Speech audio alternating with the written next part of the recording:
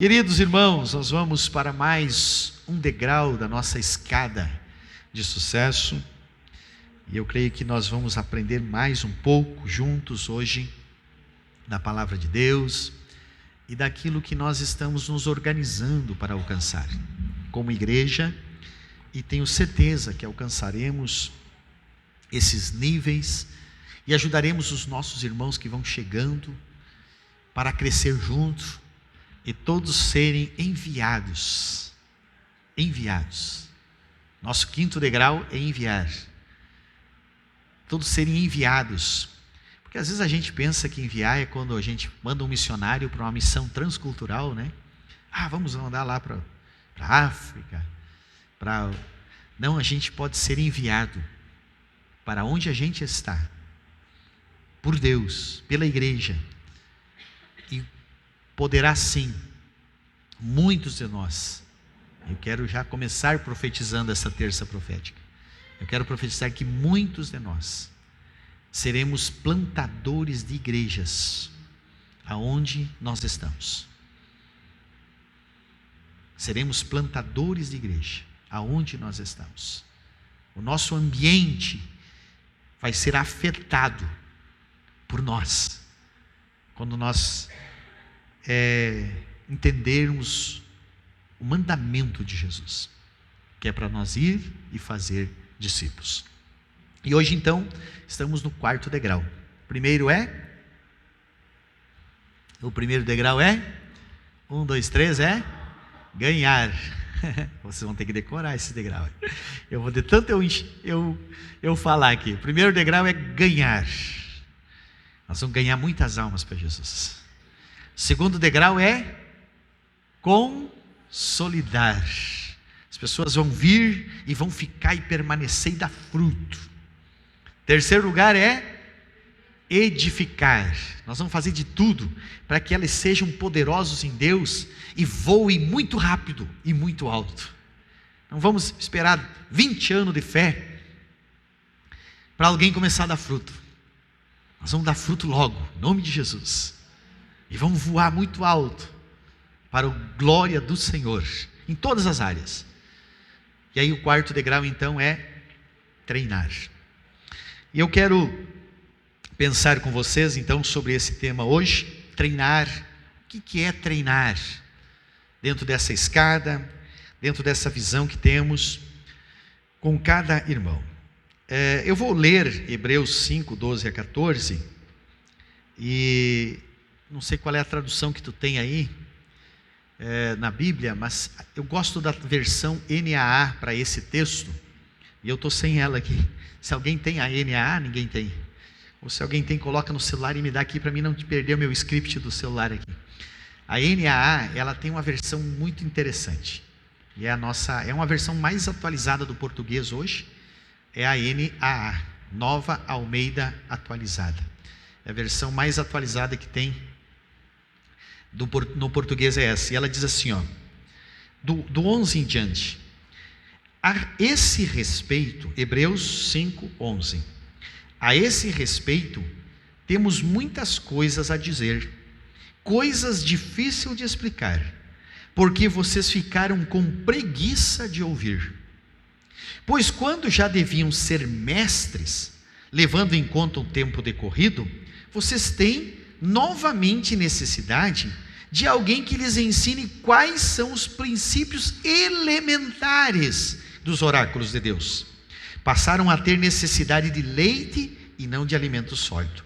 Ora, todo aquele que se alimenta de leite é inexperiente na palavra da justiça, porque é criança.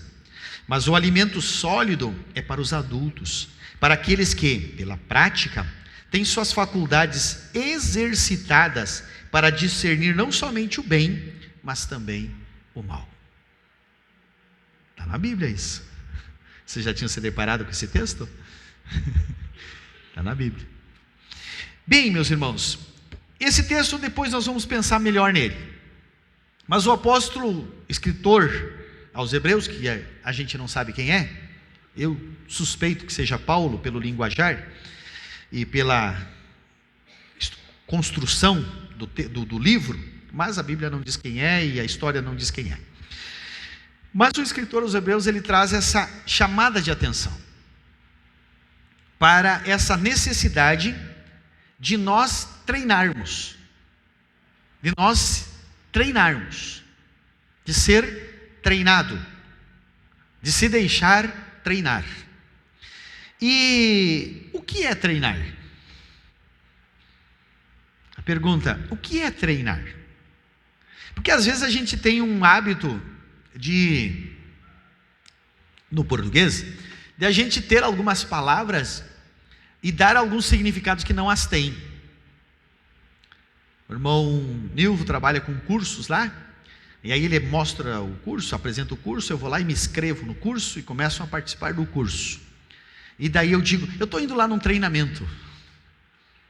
Eu não estou indo num treinamento, eu estou indo num curso. Digamos que eu saiba fazer pão. Digamos que eu saiba fazer pão. E aí então eu vou, e você quer aprender a fazer pão como eu faço. Então você vai vir e me procurar, e eu vou dizer, olha, vamos fazer pão então. Para fazer o pão, eu vou colocar assim uma medida X de farinha, eu vou colocar um pouco de gordura, aí eu vou colocar o fermento, e não vou colocar uma água quente em cima do fermento, para o fermento não ter o poder, perder o poder de fermentação, e eu vou mexer aquela massa, e vou preparar, e depois eu vou fazer com que ela descanse, e daí depois eu pego novamente a massa, e começo a amassá-la, prepará-la, batê-la, para que ela, o fermento faça o último efeito da levedação, e aí então eu vou colocar ela para descansar novamente, ela vai crescer, e quando ela chegar num tamanho X, eu vou levar ao forno, e vou fazer pão. E aí você recebeu o curso, você recebeu a informação do pão, ok? Aí então depois eu digo, então tá, aprendeu? Achou? Vamos lá então.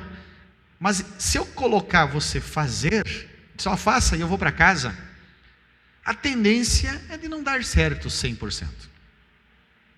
Pô, de repente você vai até fazer um pão, mas não tal como o esperado. Mas se na segundo momento fez esse curso ali, e aí num segundo momento eu estou ao teu lado e você vai colocar a farinha, você vai colocar a gordura, você vai colocar a pitadinha de sal, você vai colocar o fermento, e eu vou dizendo, aí você pega uma água meio quentinha e vai colocar, eu digo, segura, não coloca ainda, não é aqui vai dar problema, né? E você vai amassar, você vai fazer o processo, um pouco, amassou ali, e agora já dá para colocar na forma, não, segura, né? Isso você está sendo treinado, você está fazendo sob a observação de quem sabe. Isso é treinar. E nós cometemos muitos equívocos no contexto igreja, porque nós colocamos às vezes, e eu fui uma pessoa que fui colocada assim, para atender situações da igreja sem nenhum treinamento. E aí ainda vinha aquele versículo, né? Tudo que tiver à mão para fazer, faça. E a gente fazia dando murro em ponta de faca. A gente fazia sem ao menos ter um curso, que dirá ter um treinamento. Mas é para Deus, não fazer de qualquer jeito, não. Aí é o contrário, é para Deus. É tal como, vamos cantar de qualquer jeito, não precisa ensaio, é para Deus. Eu estou escalado para pregar domingo, então domingo eu abro a Bíblia e pronto, porque é para Deus, Deus vai me dar. Não tem que estudar, não, é para Deus. É o melhor. Mas às vezes aconteceu, e por força das necessidades, por situações em que não existia ainda esse suporte, essa possibilidade de treinar, e aí a gente ficou com o costume. E o maior problema de uma sociedade é quando ela faz algo por costume e não sabe o porquê que está fazendo. Em toda a sociedade é assim, não é só questão igreja. Quando a gente faz algo por costume e não sabe o motivo. Eu ouvi contar uma história de uma senhora, de uma moça, que precisou ir para o interior cuidar do avô. Ela precisou ir para o interior cuidar do avô, que o avô estava doente, velhinho, estava muito velhinho. Não estava tão doente, mas estava velhinho, precisava sempre ter uma cuidadora. E sempre uma tia dessa moça cuidava desse velhinho. Porém, a tia precisou vir para a cidade por uma outra situação, e a neta, então, do velho, vai até lá. O velhinho com 90 e poucos anos, a neta adolescente. E a neta se dedica tanto para o avô durante a semana, e limpa a casa, e faz o alimento, e veste o vovô, e lava a roupa, tudo perfeito, tudo da melhor forma, com muito amor pelo vovô. E aí no sábado de tardinha, de noite, antes do vovô dormir, ela disse: vô, amanhã é domingo, tem alguma comida diferente que o vovô quer que eu faça para domingo? E ela disse: olha, minha filha, eu gosto muito, a avó sempre fazia, a minha afinada esposa fazia, a tua tia sempre faz, um peixe assado no domingo. E aí ela disse: não, vou fazer um peixe assado. E providenciou o peixe, e o vô foi dormir, e no outro dia de manhã ela levantou, organizou as coisas, e colocou na forma assar o peixe. E aquele cheirinho do peixe, e o chimarrão pegando, e aí chegou a hora dos dois, somente os dois, comer. E ela serve a mesa, o velhinho senta, e ela serve e coloca sobre a mesa uma forma com peixe assado. E o velho empurra os pratos e diz: minha filha, você quer me matar? Você é doida, me servir um peixe desse jeito? E eu disse: mas vô, eu assei o peixe, o normal. Não, Deus o livre, imagina um peixe, assar um peixe com cabeça e com rabo. Não se faz isso, minha filha, tu vai me matar. E não teve jeito, embraveceu, e virou a cara. E no outro dia chega a tia, e a sobrinha ia para casa, e o velho estava bravo e emburrado. E a tia disse: o que houve? Não, essa menina veio aí, queria me matar, me serviu um peixe, assou um peixe com cabeça e com rabo. E a tia: minha filha, como é que tu vai fazer isso? Quer matar o teu avô, não sei o quê. Mas por quê? Não se faz isso e pronto. E ela fica com isso na cabeça, essa adolescente.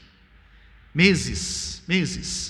Até que então ela encontra, numa reunião de família, a irmã do vô, velhinha. E ela encucada com aquilo e disse: me diz uma coisa, qual é o problema? Porque eu já perguntei para todas as tias, para todas as filhas do vô, sobre o tal de um peixe, de assar um peixe com cabeça e com rabo, e todas elas dizem que a avó fazia assim, que não botava a cabeça e não botava rabo do peixe para assar, e que podia matar, e eu tô com isso na cabeça. E aí a avó, a irmã do vô, diz que dá um sorriso bem grande, e diz assim: ah, minha filha, não tem nada a ver, é que a forma da vovó era pequena, e aí cortava a cabeça e o rabo para fora, que é o que menos tem valor nutricional, e assava só o corpo do peixe. E tem crente que fica assim, meus irmãos, fica com o cacuete antigo, entende? E não sabe nem explicar o que é, mas briga por aquilo até o fim. Né? Infelizmente é isso. Por quê? Porque as gerações mudam, as coisas vão acontecendo, a gente vai aprendendo, e não tem problema de fazer errado, era errado, não, era o que tinha para a época, mas as coisas mudaram. Ou você continua fazendo comida lá no borralho, só porque a gente gosta de uma comidinha de borralho, mas todo dia não dá, né? Nesse corre-corre de hoje, ou dá? Quem coloca o feijão para cozinhar às 6 da manhã e espera até o meio-dia? Só quem está aposentado aí, folgado. Quem é que veio a pé hoje, a 20 quilômetros, 15 quilômetros? Vocês que vieram de São Martinho, vieram a pé? Amarraram o cavalo ali lá fora? As coisas mudaram, e nós precisamos então nos aperfeiçoar naquilo. Nós não podemos perder a essência. Nós não podemos perder aquilo que é palavra. Entende? Mas nós precisamos treinar. Então, em outras épocas era necessário. Em outras épocas se colocava alguém empurrado e pronto. Mas hoje não, hoje mudou.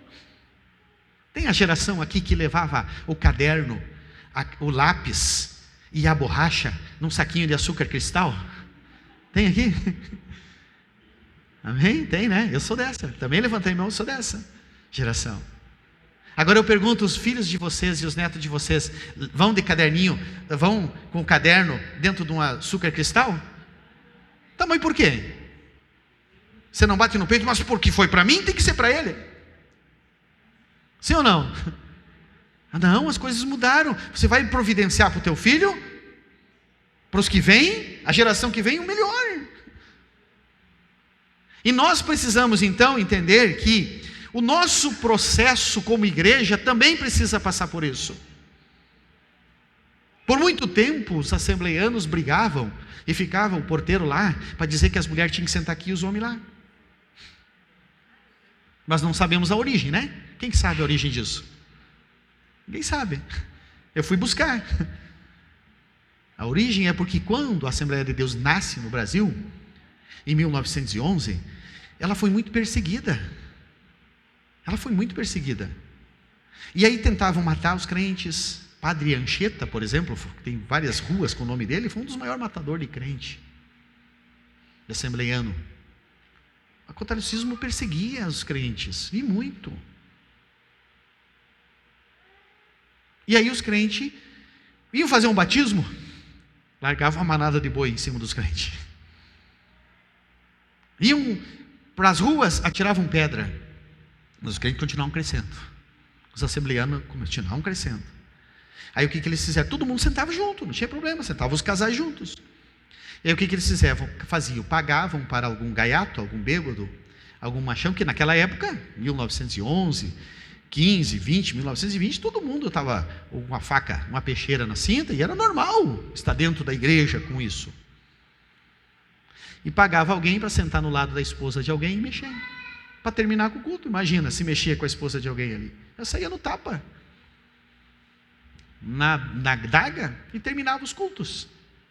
E daí os assembleianos, não, a partir de agora, as mulheres vão sentar no lado e os homens no outro para resolver esse problema. E aí a gente fica brigando às vezes por causa de costumes, sem saber o porquê. Hoje não precisa mais. Hoje mudou. O sistema mudou. Civilizados estamos, diferentes. Entende? Então, treinar também não era muito natural. E vocês vão de repente levar por surpresa. Pá, pastor, mas então agora você não anda por revelação, vai escolher alguém para cuidar dos jovens, vai escolher alguém e assina o grito e tem que cuidar. Não, irmãos, se nós puder treinar, melhor ainda. Vai ter situações que são necessárias, urgentes. Mas se nós conseguir treinar, preparar, fazer com que o líder de jovem consiga liderar e treinar outro líder de jovem junto, para que quando ele esteja num nível em que precisa, ou que ele pode atuar em outra área, tem alguém pronto. Não precisa estar trocando cada ano de líder de jovem, nós não vamos fazer isso. Não precisa estar trocando cada ano de dirigente de congregação. Não precisa estar trocando cada ano de líder do departamento X ou do ministério tal.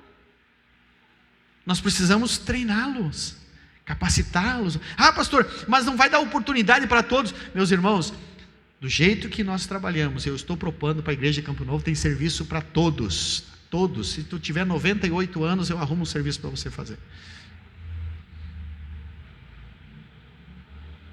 Pode não ter status, porque isso eu não dou. Não tenho para dar. Pode não ter fama, isso eu não tenho para dar aqui. Entende? Pode não ter algo pomposo, mas que se você quer trabalhar para o reino de Deus, na AD Campo Novo tem lugar, tem atividade para todos. Mas nós vamos treinar. Está ali a Andressa, né, que participou no último curso de Casados para Sempre, como líder em treinamento. Vai continuar, né? Está bem tranquila. Ela e o Davi não pediram uma turma para eles, não pediram status, e vão fazer mais uma turma, líder em treinamento. Tem problema? Não, eles só vão crescer. Só vão crescer. E eu estou profetizando que eles vão crescer e muito. Em nome de Jesus. E vai chegar o momento que vocês vão ver, que a gente vê, né? Como está, da onde? Porque estava sendo treinado. Treinamento é necessário. Se nós temos oportunidade, vamos fazer. O músico está ali tocando o seu instrumento, de repente tem alguém que está ali chegando, e ele vai dando oportunidade, vai treinando, e dali um pouco surge um excelente músico ali. Não é assim que surge? Porque ele recebeu um treinamento. E ele começou a fazer junto, assistido por alguém. Então treinar, meus irmãos, esse degrau nós vamos fazer e muito, e precisamos fazer e muito na nossa AD Campo Novo, porque é muito importante treinar. Treinar é muito importante, em todas as áreas. Vamos pensar numa entidade de futebol, por exemplo. O treinamento é muito importante. Tem 2 jogos por semana, mas tem 5 dias, 6 treinamentos por semana.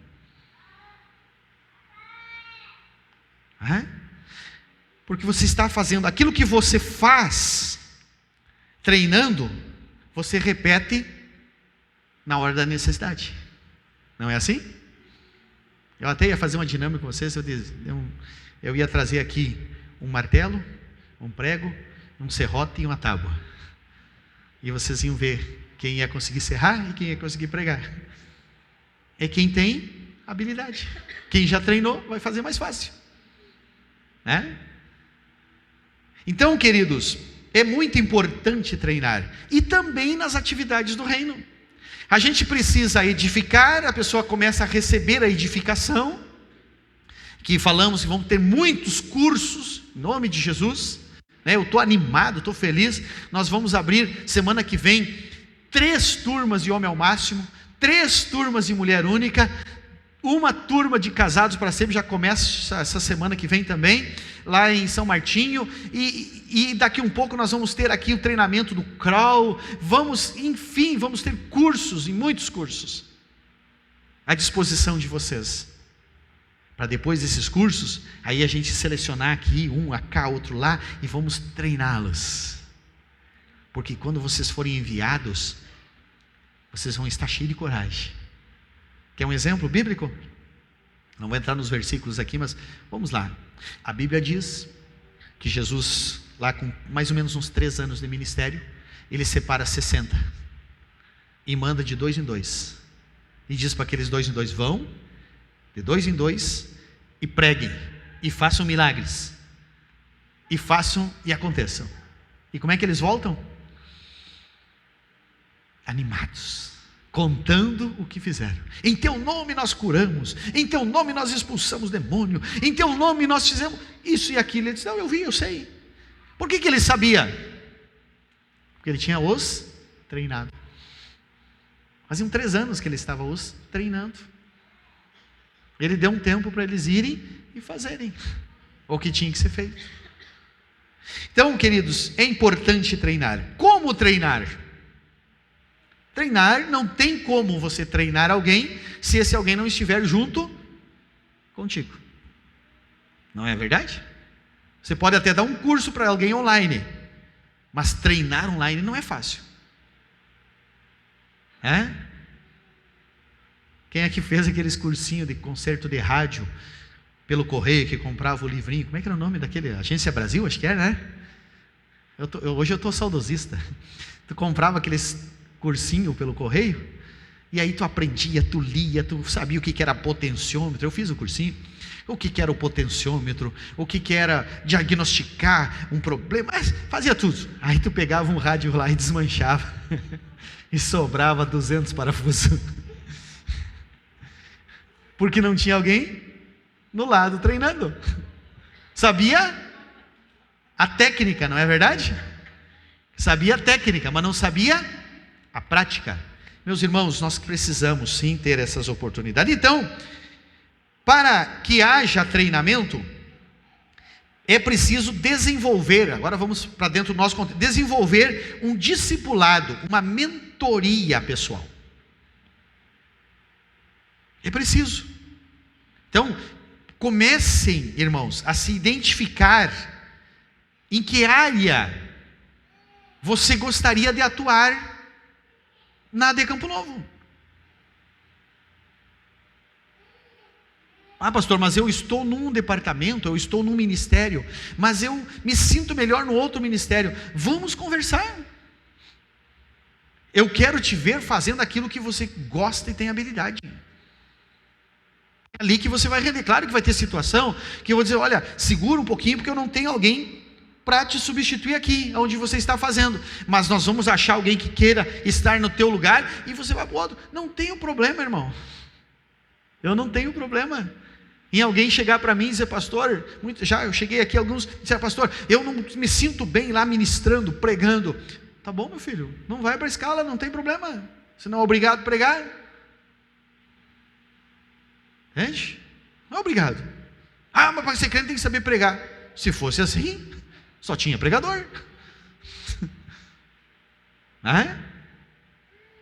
Então, mas eu tenho habilidade para isso, gosto disso. Vamos investir nisso. E vamos treinar. E vamos treinar. E vamos treinar. Que quando você ficar pronto, você vai voar. Porque você está gostando do que faz, recebeu a edificação, o curso, pôde treinar, ter essa habilidade, aí você vai voar. Dentro da área onde você está. Ou da área que você se dá bem. Amém? Mas para isso então é preciso desenvolver esse discipulado. Isso a gente vai plantando. A igreja de Campo Novo vai tendo possibilidades de aprender com nós. Aqui a gente vai plantando essa visão discipuladora. Para que você se encoste em alguém que já está fazendo isso, daquilo que você gosta de fazer. E aí esse alguém vai te discipular, te orientar, te trabalhar, vai se doar também para te treinar. E aí depois a gente senta, conversa e projeta. Então, primeiro passo para alguém ser enviado, ser preparado para ser enviado dentro do treinamento, é também desenvolver esse discipulado, essa mentoria dentro da área onde você vai atuar. Outro sim, irmãos, não tem como você buscar recursos se não congregar fielmente.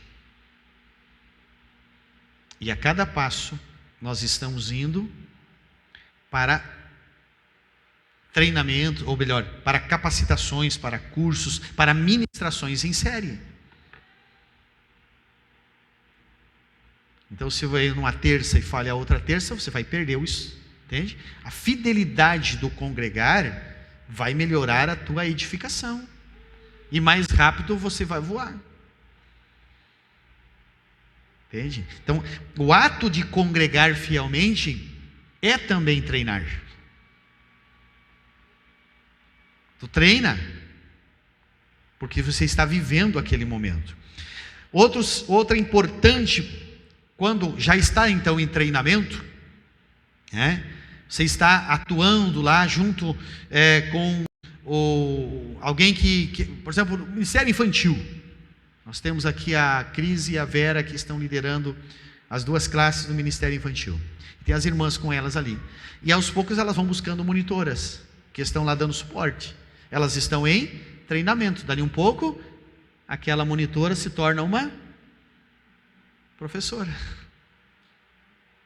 Porque ela está em treinamento. Ela está ali. Agora, quando que essa pessoa vai crescer? Quando que essa pessoa que está sendo treinada vai crescer, vai melhorar? Quando ela der feedback, quando ela der retorno para quem lidera. Irmãos, eu não tenho por hábito, se eu pedir para alguém fazer uma atividade, eu não tenho por hábito de perguntar para ele, como é que tu foi lá? Porque eu penso que é a obrigação de quem foi enviado trazer o feedback. O meu presidente da convenção, periodicamente me ouve uma ligação minha, pastor, está funcionando assim, está indo assim, está acontecendo isso, estou tendo essa dificuldade lá em Campo Novo, estou tendo essa vantagem. Eu passo para ele, eu tenho a obrigação, eu me sinto na obrigação. E há uns anos atrás, logo que eu comecei a trabalhar como pastor, eu fui fazer isso para um vice-presidente da convenção, E ele disse: o que tu está querendo, rapaz? Quer uma transferência, alguma coisa? Ele não me entendeu, porque nunca ninguém fazia isso com ele. De dar um retorno ao natural. Pessoas, não, tem alguma coisa errada.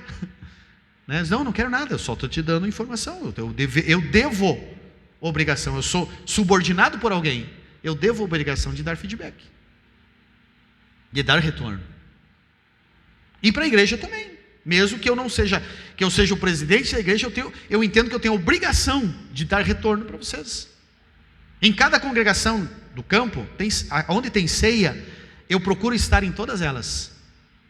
E em todas as ceias, eu estou lá dizendo o que está acontecendo no administrativo. Antes de ministrar a palavra, eu digo o que está acontecendo no administrativo, como é que foi o caixa do mês, do campo, aquilo que eu presto conta. Eu tenho o dever de dar o feedback, de dar retorno. Então, se você quer crescer, se você quer melhorar no conjunto, dê retorno aos teus líderes ao natural. Não espere te perguntar. Dê retorno ao natural. Olha, você que é pai aí de adolescente, pai e mãe de adolescente, de criança, como é bom quando eles voltam da escola e dizem: isso aconteceu assim, assim, assim, ao natural. Não é legal?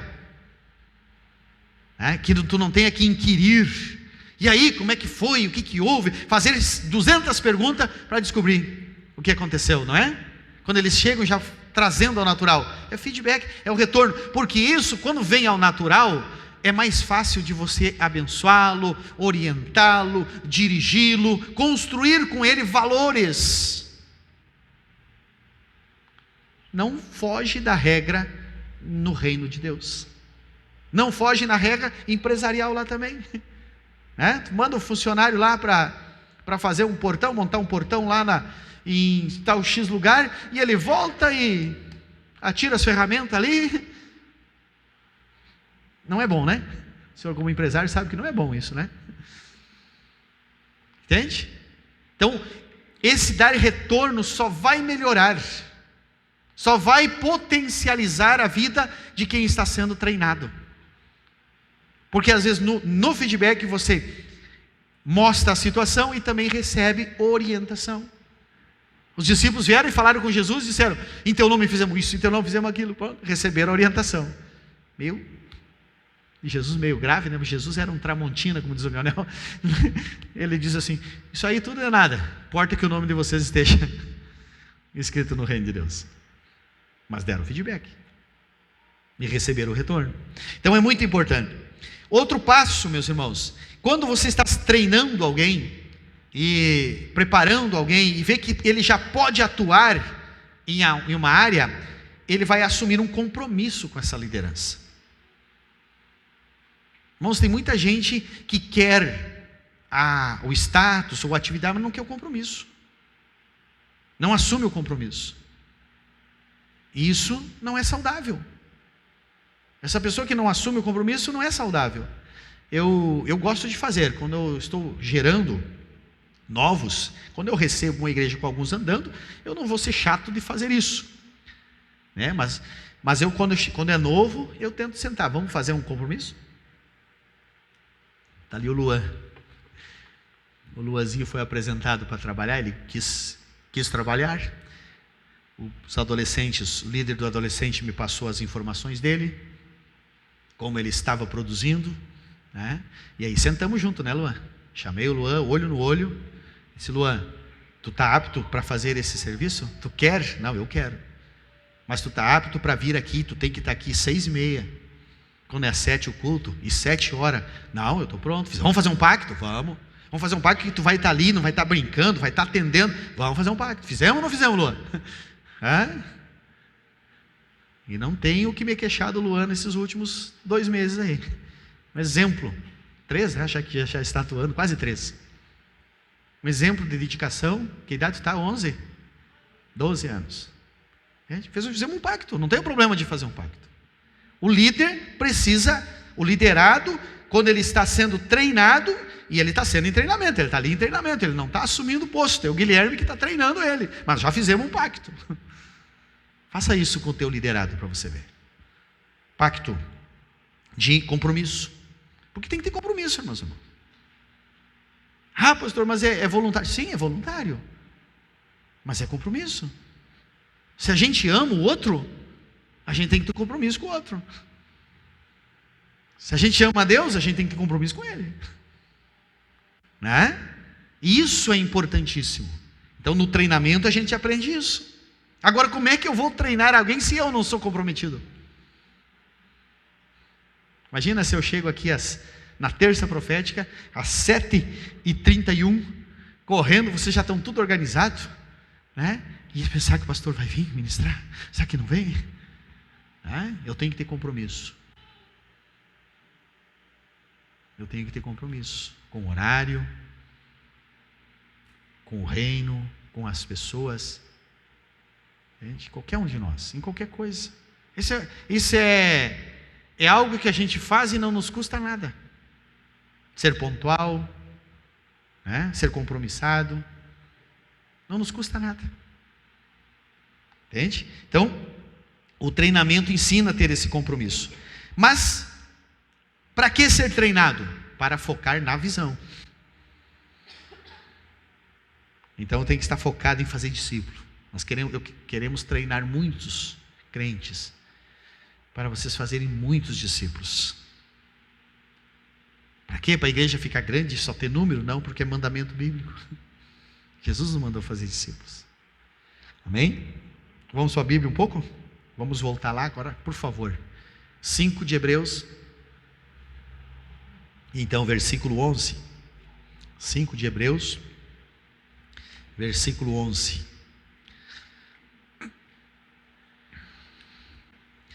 A respeito disso, temos muitas coisas a dizer, coisas difíceis de explicar, porque vocês ficaram com preguiça de ouvir. Primeira parte. Queridos, há uma gama de estudos, a internet está cheia de pregações, a Bíblia está no bolso, na mão de nós, mas nós nunca tivemos uma geração de crente tão analfabeto, teologicamente e espiritual como agora. Eu às vezes fico embasbacado quando escuto algumas mensagens por essa internet afora, com um monte de abobrinha teológica que está surgindo, com uns absurdos. E o pior é que eles estão dizendo aqui, e tem 300, 500 pessoas lá, endoidado, recebendo lixo, recebendo um evangelho pornografiado.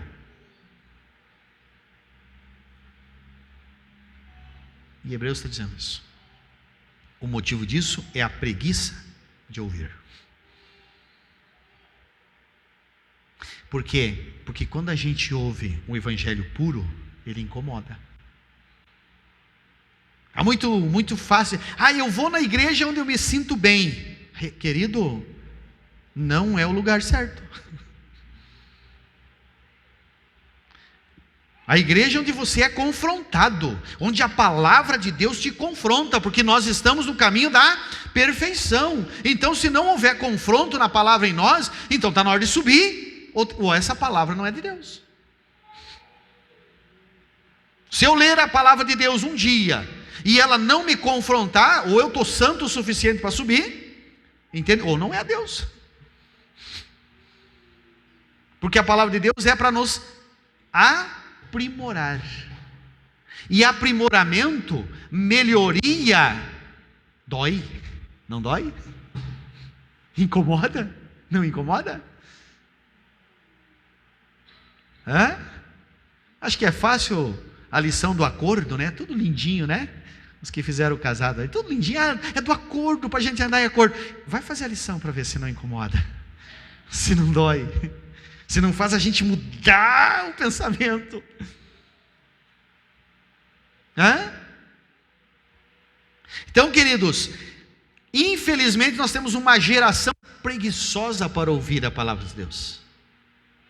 E aí vem sim os profetas da confissão positiva e implantam uns absurdos na vida dos crentes, e eles acham que são super-heróis e saem para fora da igreja doidão e fazendo milagre, mas a primeira prova ali fora ele cai e vai para a lama.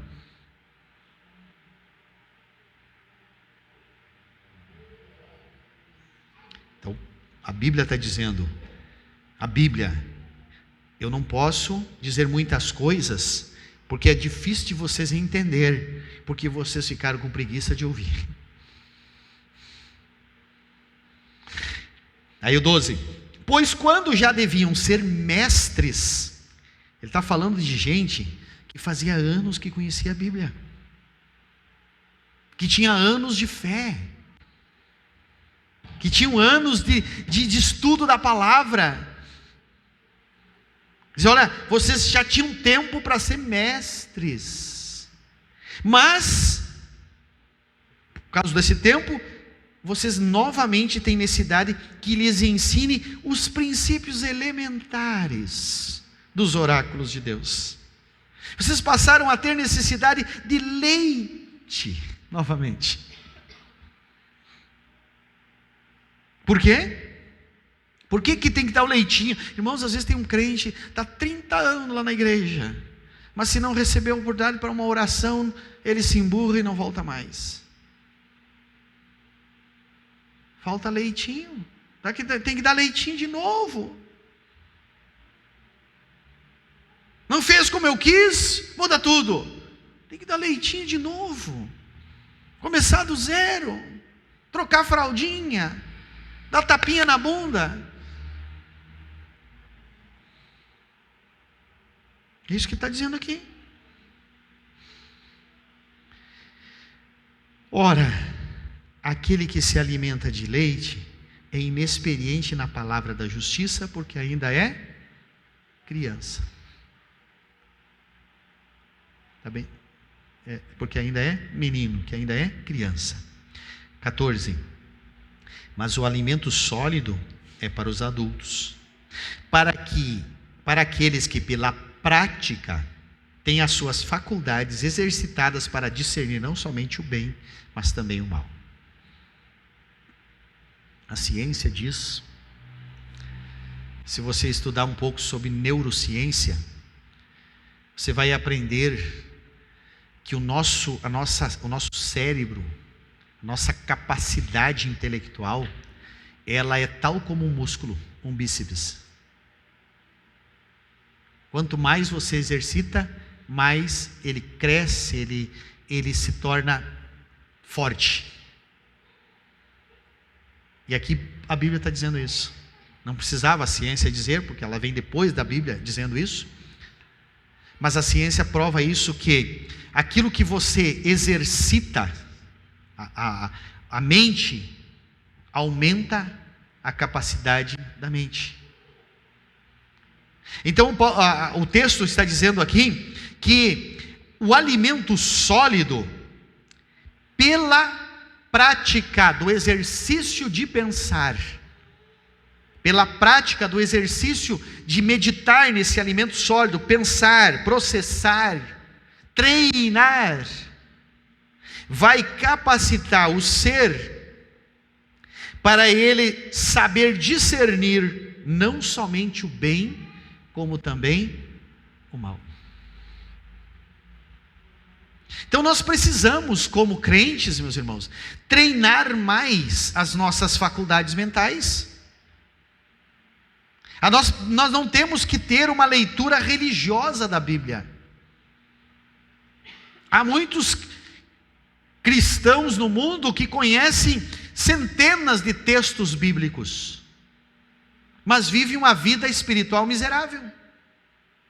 Há tantos que citam o Salmo 91 inteiro, e declaram o Salmo 23 inteiro, e leem Isaías 54 de cor, sabe, inteiro, e conhece os textos, mas vivem uma vida miserável espiritualmente, porque ela só está codificado, não está treinado. Não está interiorizando, compreendendo e vivendo. Então o texto está dizendo que se o alimento sólido que é dado para os adultos, e ele pratica isso, ele exercita esse processo, as faculdades mentais ele vai crescer, e ele vai aprender a discernir tanto o bem quanto o mal. Discernir o bem não é difícil. Discernir o que é bom para nós não é difícil. Não é assim? Discernir o que é bom não é difícil. Serve um prato de doce bonito. Eu sei se isso é bom. Não é verdade? Nem que esteja às vezes com a barriga cheia de carne e churrasco, né? Aí serve aquele doce. É bom. Sim ou não? E aí o diabético discerne que é bom, é gostoso. E vai e come, e ele está fazendo mal. Discernir o mal é mais difícil. Não é verdade? Mas quem tem as faculdades mentais exercitadas pela palavra, aprende também a discernir o que lhe faz mal. Paulo diz assim, tudo me é lícito, mas nem tudo me convém.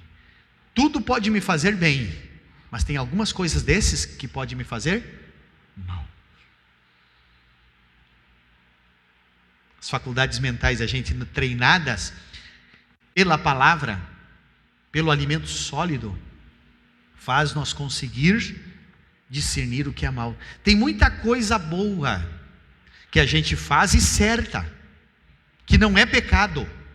Tem muita coisa que não é pecado que a gente faz e que nos tirará da intimidade com Deus.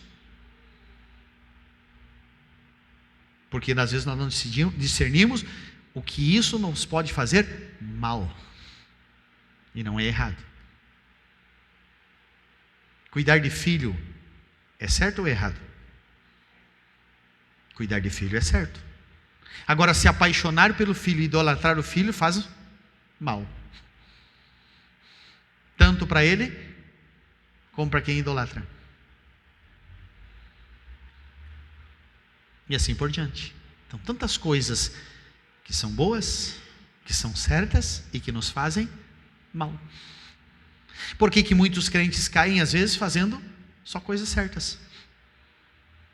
E se entregam, porque não estão discernindo. E o Paulo diz assim, rogo-vos, Romanos capítulo 12, versículo 1, rogo-vos, pois irmãos, que apresentei os vossos corpos como sacrifício santo e agradável a Deus, que é o vosso culto racional. E aí vocês não se conformem com esse mundo, mas transformai-vos pela renovação da vossa mente. Não tem, meus irmãos, como nós, como cristãos, não serem transformados por outro jeito. Não dá para transformar o Amós de fora para dentro. Não dá para transformar o Amós com técnicas. Quantos já contaram até 10 e saíram dando bofetada igual? Mas é a técnica de contar até 10. Quantos se beliscaram, mas falaram uma abobrinha igual? Mas é a técnica de se beliscar. Quantos fizeram cursos de controle emocional e se descontrolaram emocionalmente? Só um que controla. Só um que tem poder de entrar dentro da minha, da tua mente e te fazer uma mente nova e transformar e fazer eu e você ser diferente. A ciência que estuda a mente, ela escafuncha a nossa mente, ela pesquisa, ela sabe o que faz o que é um metacircuito, o que é o mesacampo, o que é o córtex frontal, ela identifica todo o nosso cérebro, ela sabe os circuitos técnicos que geram o aprendizado, o sistema cognitivo, ela conhece todas essas coisas. Mas ela não consegue mudar o caráter de ninguém.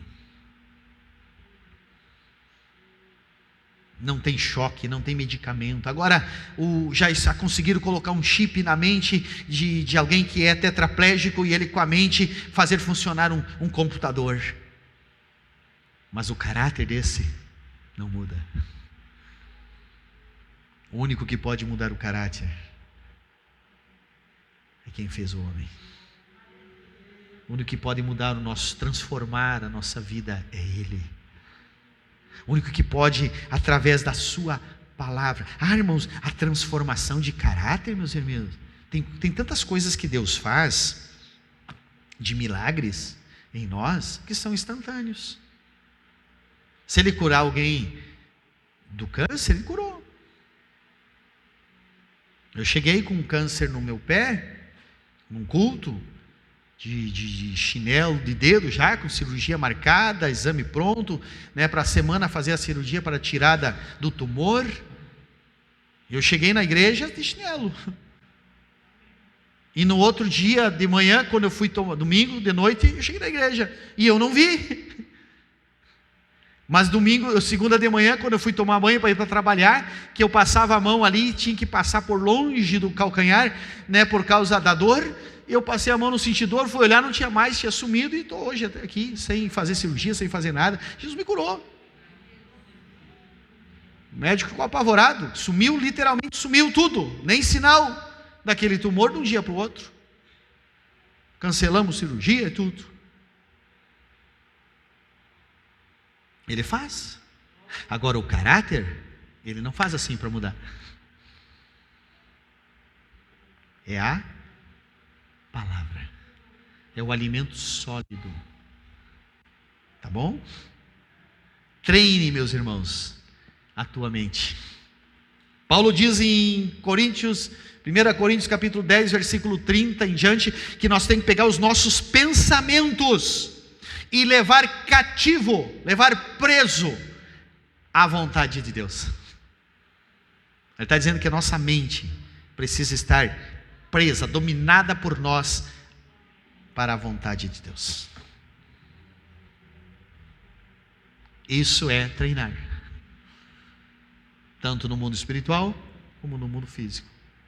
Então nós temos que, sim, como homens de Deus, mulheres de Deus, estar aptos a trazer esse conhecimento, essa intimidade com Deus, esse relacionamento com Ele, para gerar nos nossos discípulos, treinar os nossos discípulos a terem essa intimidade, esse relacionamento e caráter curado, transformado. Não é fácil? Não, não é fácil. Está apertando a cinta, pastor? Está apertando a cinta, sim, vai apertar mais ainda. Entende? Mas Deus vai mudar.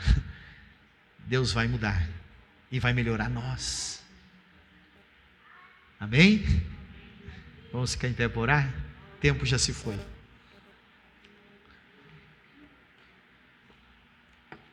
Hoje é um culto daqueles que é bem difícil dar glória a Deus, né?